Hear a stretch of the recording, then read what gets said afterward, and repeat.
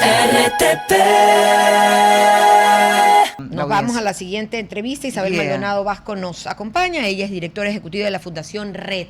Esta enfermedad, la RED, la hemos conocido mucho a través de una de sus grandes voceras, presidenta de la Fundación, que es Stephanie Spin. Y hoy tenemos a la directora ejecutiva de esta fundación, Isabel Maldonado. Gracias por acompañarnos. Y el tema principal es justamente la contratación de personas con discapacidad en el Ecuador. Si bien las personas que gozan de una salud, digamos, normal, tienen dificultades, mucho más las personas que padecen discapacidad. Cuéntenos un poco cómo están avanzando ustedes en este trabajo, cuál es la guía que están siguiendo, Isabel, por favor. Gracias. Hola, Doménica, María Fernanda, muchísimas gracias por el espacio. Que tengan un buen día a todos los oyentes. Y gracias también de parte de Steffi por abrir espacios para hablar de este tema tan importante que lamentablemente no está siendo considerado hoy por hoy en ningún escenario. Creo que es evidente que hoy por hoy hay una silla vacía cuando hablamos de discapacidad. Y es por eso que la Fundación RED, que inició, como tú bien mencionas, a propósito del diagnóstico de Emilia, la hija de Steffi, con el síndrome de RED, que es una enfermedad grave, de poco pronóstico y que además es muy difícil de detectar. Fue creciendo poco a poco porque Steffi, obviamente por su rol periodístico, se dio cuenta de que la discapacidad estaba absolutamente abandonada. Y es así como ampliamos la atención inicial a este grupo de niñas con síndrome de RED, que es uno de los ejes centrales de la Fundación, a algo mucho más amplio que tiene un impacto nacional, que es la empleabilidad de personas con discapacidad. Isabel, hay norma que acompaña y obliga a las empresas que, si no me equivoco, después de 25 empleados debes tener un 10% de personas que presenten alguna discapacidad. No te dice cuánto, no te dicen qué porcentaje de su discapacidad, sino que pueda ser funcional para él y aportarle también a la empresa. ¿Han hecho evaluaciones de esto, si realmente se está cumpliendo primero y si hay discriminación incluso dentro de las diferentes discapacidades al momento de contratar? Sí, bueno, quería contarte que en primer lugar nosotros hicimos un convenio con el BidLab y con la Fundación ONSA de España, que es el cuarto empleador de España y tiene su fuerza laboral de un 70% de personas con discapacidad, es decir, el mayor ejemplo a nivel mundial de que es posible tener empresas rentables que contratan a personas con discapacidad. Y en ese marco nosotros hemos trabajado con un foro de empresas, hemos hecho un piloto con 10 grandes empresas ecuatorianas para poder ver cómo están sus procesos a la interna y también para asesorarles y acompañarles en mejorar sus buenas prácticas o sus prácticas para que la inclusión laboral sea efectiva. Como tú bien mencionas, tenemos una normativa muy robusta, muy proteccionista, además de las personas con discapacidad. De hecho, las empresas están obligadas a contratar el 4% de su plantilla a personas con discapacidad, pero la norma es súper amplia, ¿sí? Hoy por hoy hay una reforma a la Ley Orgánica de Discapacidades donde se promueve de alguna manera que la contratación sea muchísimo más inclusiva a los distintos tipos de personas con discapacidad, porque el diagnóstico que nosotros tenemos actualmente es que las empresas contratan las discapacidades que son más sencillas de contratar y contratan de manera incorrecta, ¿ya? ¿Qué decía ahí? ¿Qué significa contratación incorrecta, Isabel? Ya, se contrata únicamente por cumplir con el 4%. Ok, no importa. No importa. No importa cuál, exactamente. El crecimiento de la persona, el desarrollo, las posibilidades, no, o sea, solamente ponme O sea, que cumplí. incluso mucho más atrás, ni siquiera existen procesos de contratación inclusivas. Nos preguntamos nosotros cómo una persona no vidente, una persona que no puede ver, se entera de que existe una vacante, Ajá, ¿no es cierto? imposible. Entonces, es imposible. Entonces empezamos mal desde ahí. Las Isabel, empresas simplemente, sí, déjame ser una muy mala persona, por favor. por favor. Egoísta, materialista. Yo soy dueña de una empresa, mentira, pero deja de serlo. Yo Ya. estoy pensando en mi rentabilidad económica. ¿Cómo hago para cambiar mi chip y ya más bien verlo como una rentabilidad social, o no es necesario verlo así porque le das esa visión de qué buena persona que eres? ¿Qué debo hacer yo como empresa para ser responsable, pero al mismo tiempo no desde la pena, ni tampoco desde el miedo a la multa?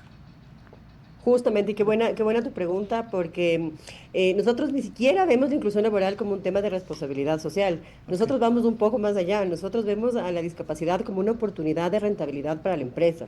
Y me pongo en el lugar del empresario. Tú tienes un 4% de tus empleados que están contratados muchísimas veces para cumplir con cargos que no son adecuados a su perfil. Lamentablemente, y sin desmerecer ningún trabajo, todo trabajo es digno, tú encuentras que gran parte, de hecho, eh, únicamente el 1% de las personas con discapacidad en el Ecuador ocupan cargos directivos, el resto ocupan cargos administrativos y salarios básicos. Entonces, imagínate lo que es para una empresa que el 4% de su talento esté desperdiciado. Así de radicales Ujú. es como nosotros pensamos y vemos que si una empresa contrata por talento, ese es como nuestro lema, pensando en el talento, pensando en la rentabilidad de la empresa, pensando en las condiciones dignas y óptimas de la persona con discapacidad como cualquier otra persona que está preparada para un cargo, porque tenemos un montón de personas con discapacidad y ese ha sido otro de los hallazgos que hemos tenido, que están preparados y que están buscando un trabajo acorde a sus posibilidades. No solo que no existen suficientes ofertas, sino que las ofertas de las personas con discapacidad son para cargos para las cuales las personas están sobrecalificadas.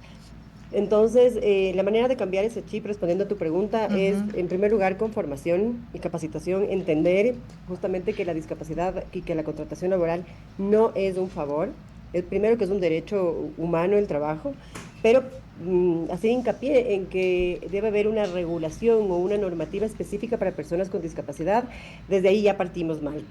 Isabel, Porque, sí, sí, es adelante. que me da curiosidad y me parece realmente interesante lo que planteaba Maffer, porque ya de por sí aquí el despido intempestivo es extremadamente oneroso.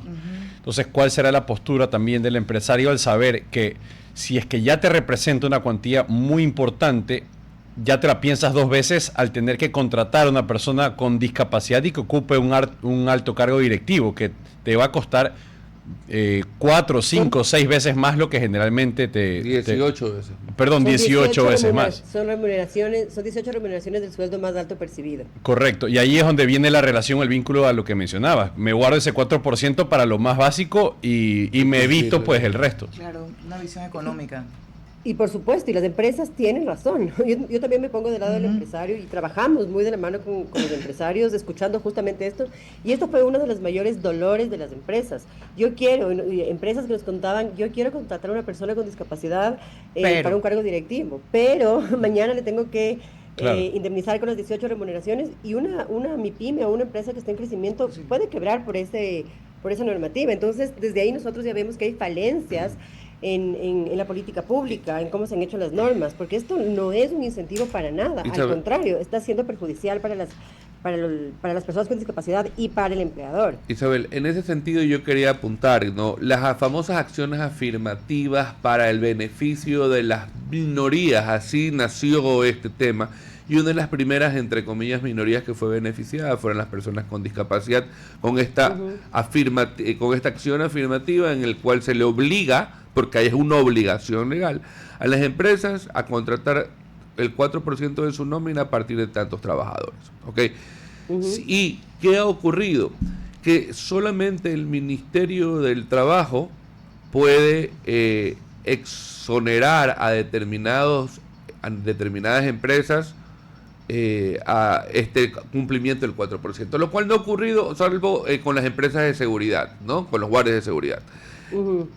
Sin embargo, hay muchísimas empresas que tienen una problemática porque no puede cumplir la ley. Tiene 6.000 trabajadores, de los cuales tiene, no sé, pues 100 personas con discapacidad, le faltan 200 más. Y no lo puede llegar a cumplir, ¿por qué? Porque no hay la oferta Una base. laboral y vas a algunos lugares, porque el problema que yo veo, Isabel, es que se debe unir esfuerzos con el Ministerio del Trabajo y con las distintas empresas, porque cada uno va como por su lado. ¿Y hay propuesta desde ustedes para eso? Para lo que señala Carlos Miguel. Sí, mira, muchas de las empresas, a ver, yo creo que te puedo decir un poco los dolores de las empresas. Primero, las 18 remuneraciones básicas, o sea, digamos, las 18 remuneraciones es un dolor súper importante que limita la contratación. Y lo segundo, ya una vez que están sensibilizadas, capacitadas, formadas, me dicen, bueno, perfecto, ahora quiero contratar dónde están esas personas con discapacidad. Y ese fue el segundo ejercicio que hicimos nosotros como fundación. Y fue justamente buscar dónde están esas personas. Y encontramos que hay un montón de personas que están graduadas de universidades. Es falso, o digamos que no es tan real, que no existe talento de personas con discapacidad formado, preparado. Al contrario, los grandes dolores de las universidades es que las personas con discapacidad graduadas no encuentran trabajo. Isabel, pero ¿por qué Entonces, no se encuentra? Sí hay una desarticulación, Este es un rol que debería cumplir el Estado. Es que eso es lo que le pregunto. ¿Por qué no se encuentra esta cantidad de personas con discapacidad preparadas por ejemplo, en la red encuentra empleo y no solamente, digamos que los bachilleres, por decirlo así? Entonces no encuentra el momento en que la empresa necesita 200 personas, tienes que acudir a los famosos sustitutos también, que se convirtió y ha de ser un problema muy, muy alto para las personas con discapacidad, los sustitutos, respecto al tema de buscar el trabajo, ¿no? O sea, la plaza laboral. No solo los sustitutos, sino que, como se dice, eche la ley, eche la trampa, se han encontrado muchísimos vicios para contratar a personas con discapacidad. Hay empresas que simplemente los empleados firman nómina o están subcontratados por fundaciones. O son y familiares sin trabajar. Directos. Y claro, o el tema de los sustitutos que perjudica, a mi criterio, la contratación de personas con discapacidad. Pero obviamente, si el Ministerio de Trabajo entra a indagar con fuerza, van a acusarlo de discriminador. Mira, como yo digo, el Ministerio de Trabajo hoy por hoy cumple un rol de entregar hojas de vida de personas con discapacidad como flyers, ¿ya? Y ahí se encuentra una frustración muy grande porque no hay un asesoramiento y no hay un acompañamiento. Lo que hemos visto nosotros en las empresas es muchísimo miedo a contratar porque no saben cómo hacerlo, porque desconocen de la discapacidad.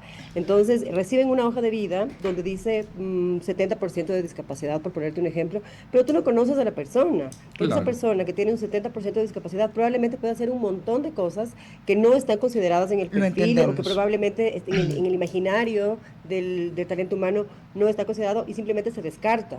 ¿Ya? Entonces lo que proponemos nosotros, y hay una propuesta muy importante desde nuestro lado, que si bien sabemos que lo debería estar haciendo el Estado a través del CONADIS, a través del Ministerio de Trabajo, es que existe una bolsa de empleo real donde exista un proceso de intermediación laboral. Esto es fundamental.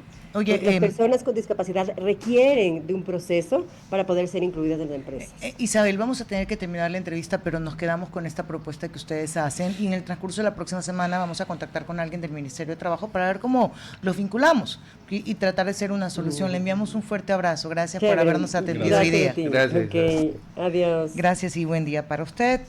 Chicos, para ustedes también un buen día. Un buen día. Un abrazo. Y nos vemos si nos oímos el día de mañana. Muchas gracias por estar con nosotros.